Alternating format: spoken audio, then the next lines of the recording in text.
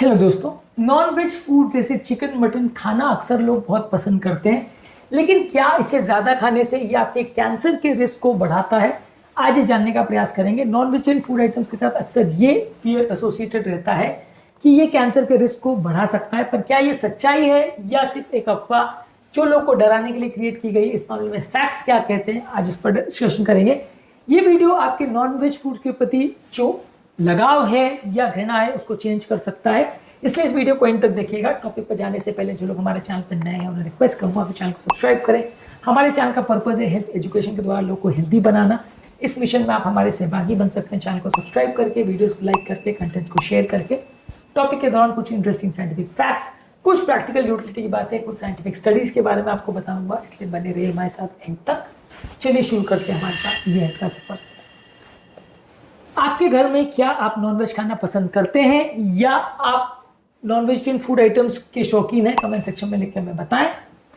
Red और process meet खाने से डेफिनेटली कोलोरेक्टल कैंसर यानी आंतों का कैंसर होने का चांस बढ़ जाता है। ज्यादा मात्रा में रेड मीट जैसे बीफ, मटन, पोर्क की सारी चीजें खाने से और प्रोसेस मीट जैसे बेकन, सॉसेज और डेली मीट्स खाने से कोलोन कैंसर का रिस्क बढ़ जाता है। ये साइंटिफिकली प्रूव हो चुका है। वर्ल्ड कैंसर रिसर्च फंड के एक आर्टिकल में 2018 में एक आर्टिकल पब्लिश हुआ था जहां बताया गया था कि 50 ग्राम डेली प्रोसेस मीट खाने से कोलोरेक्टल कैंसर होने का रिस्क 18% तक बढ़ सकता है। इसके अलावा रेड मीट के अंदर मौजूद ये हीम आयरन जो है वो बॉडी में फ्री रेडिकल्स बनाता है। ये फ्री रेडिकल्स आपके डीएनए को डैमेज कर सकते हैं, जिससे कैंसर वाले म्यूटेशन होने का चांस बढ़ जाता है। 2007 में जर्नल ऑफ न्यूट्रिशन में एक आर्टिकल पब्लिश हुआ था जहां बताया गया था कि हाई क्वांटिटी में हीम आयरन लेने से डीएनए में वो डैमेज कर सकता है, जिससे कि कोलोन सेल्स में कैंसर हो सकता है, यानी आंतों में कैंसर हो सकता है। इसके अलावा अगर आप मीट को हाई हीट कुकिंग करते हैं, जैसे ग्रिलिंग या रोस्टिंग करते हैं, तो उसमें कुछ कैंसर बढ़ाने वाले तत्व जैसे कि हेट्रोसाइक्लिक अमीन्स यानी HCA और पॉलीसाइक्लिक एरोमेटिक हाइड्रोकार्बन जैसे PAH बढ़ जाते हैं, जो कि डीएनए को डैमेज करते हैं और कैंसर के रिस्क को बढ़ा सकते हैं।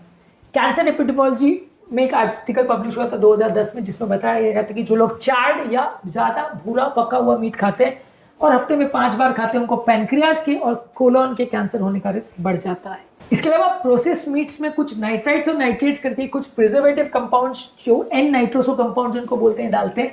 ये प्रिजर्वेटिव्स कैंसर के रिस्क को बढ़ा सकते हैं। इंटरनेशनल जर्नल ऑफ कैंसर में एक आर्टिकल पब्लिश हुआ था जिसमें बताया गया था कि पेट यानी स्टमक का कैंसर 20% तक बढ़ सकता है प्रोसेस मीट खाने के बाद।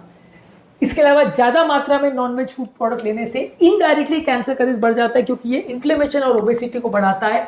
जैसे जैसे आपका वजन बढ़ेगा कैंसर का रिस्क बढ़ जाता है, खासकर कोलोरेक्टल यानी कोलोन का, ब्रेस्ट का और पैनक्रियाटिक कैंसर का रिस्क एनिमल प्रोटीन डाइट से ज्यादा रिलेटेड है।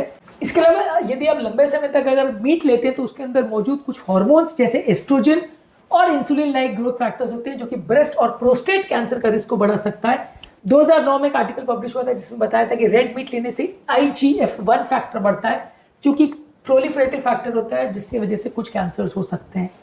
इसके अलावा यदि आप प्लांट प्रोटीन्स लेते हैं तो वो कैंसर के रिस्क को कम करते हैं। दालें, अंकुरित चीजें कैंसर को रिस्क को कम करती है, लेकिन एनिमल प्रोटीन्स कैंसर के रिस्क को बढ़ाती है। तो यदि आप अगर एनिमल प्रोटीन के बदले प्लांट प्रोटीन लेते हैं तो ओवरऑल कैंसर का रिस्क 10% तक कम हो सकता है।